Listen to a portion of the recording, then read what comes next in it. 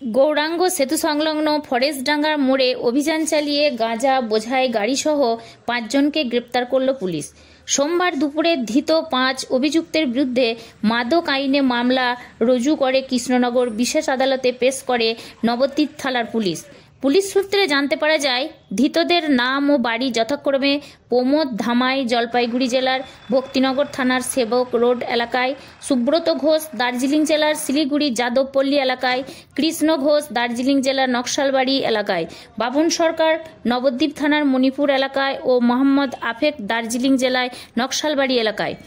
সোমবার ভোররাতে গোপন সূত্রে খবর পেয়ে নবদ্বীপ থানার অন্তর্গত কৃষ্ণনগর রাজ্য সড়কের গৌরাঙ্গ সেতু সংলগ্ন ফরেস্টডাঙ্গার মোড়ে জেলা পুলিশের স্পেশাল অপারেশনের গ্রুপের সঙ্গে যৌথ অভিযান চালিয়ে একটি বোলেরো গাড়িসহ ৩টি বস্তায় ৫২ কেজি ১০০ গ্রাম নিষিদ্ধ গাঁজাসহ ৫ অভিযুক্তকে গ্রেপ্তার করে নবদ্বীপ থানার পুলিশ। সোমবার ধৃতদের বিরুদ্ধে মাদক আইনে মামলায় রুজু করে কৃষ্ণনগর বিশেষ আদালতে পেশ করে ওই থানার পুলিশ। পুলিশ সূত্রে জানতে পারা যায়, রবিবার গভীর রাতে সোর্স মারফত খবর আসে কোচবিহার থেকে বিশেষ কয়েকজন ব্যক্তি একটি ছোট্ট গাড়িতে নবদ্বীপের উদ্দেশ্যে নিয়ে আসছে নিষিদ্ধ মাদক গাঁজা। খবর পাওয়া মাত্রই জেলা পুলিশের স্পেশাল অপারেশন গ্রুপকে সঙ্গে নিয়ে গৌরাঙ্গ সেতু রোডে পৌঁছে যায় নবদ্বীপ থানার পুলিশ।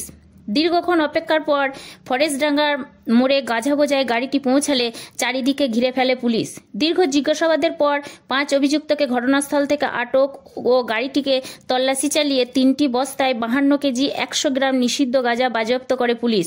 পরে ৫ অভিযুক্তকে গ্রেপ্তারের পাশাপাশি গাঁজা বহনকারী গাড়িটিকে আটক করে পুলিশ। সামগ্রিক ঘটনায় এলাকায় চাঞ্চল্য ছড়িয়ে পড়ে। Report Syed Abu Jafar, MBS news.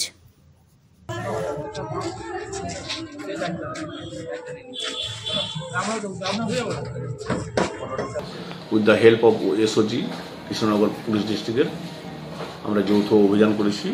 অভিযান করে আমরা একটা বোলেরো গাড়ি আটকেছি।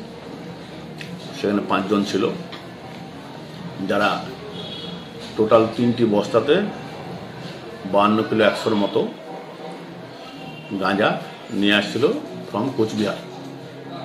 ওখান থেকে নিয়ে এসে নবদ্বীপে সেটা ডিসপোজাল হতো।